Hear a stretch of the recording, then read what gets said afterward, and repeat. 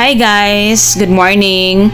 Sa video po natin ngayon ay tuturuan ko kayo kung paano paramihin ang views ng inyong video and pati na din ang inyong followers.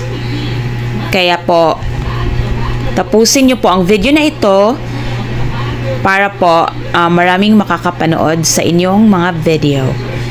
So ngayon po, ang gawin nyo lang dito sa Facebook page nyo po, pindutin ang menu na nasa bandang itaas. Ngayon, pindutin ang name ninyo. Ito po ang isa sa technique para dumami ang inyong mga views ng inyong video. Ngayon po ay ito sa Facebook page nyo, pindutin ang more. Ngayon, pindutin ang reels. Ang gawin nyo po is pumili lang kayo ng video na gusto nyong dumami ang views. So, pipili po ako. Ito po ang pipiliin ko. So, ang gawin nyo po is i-share nyo po ang video na ito. Pindutin po ang share button na nasa gilid. Ngayon, pindutin ang share now. Ang mangyayari po is isa na ito sa magiging recent post ninyo. Ang video po na ito.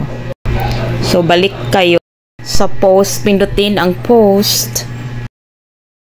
Ayan. Scroll up natin. Ayan, so nakikita nyo.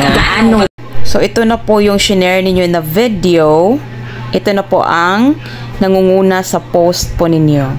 So yung ngayon araw na ito. Ngayon ang gawin nyo guys is pindutin nyo ang manage. Dito sa featured, pindutin ang manage. At ngayon mag-a-add tayo ng i-feature natin na video. So dito po sa featured, 6 na ang na-feature ko. So, hindi pwede lalampas sa 6 ang i-feature na video. So, ang gawin nyo po is mag-unpin kayo ng isang video. Ito, i-unpin ko to. Pindutin itong 3 dot, guys. So, i-unpin nyo yan. So, ngayon, dito may plus sign dito guys. So pindutin nyo ito. So scroll up nyo po. At yung shinare nyo na video, yung recent post nyo, yun ang ipipin nyo para po maging featured na siya. Isa siya sa mga featured videos. Ayan, ipipin natin ito. Ito yung recent post natin. View post.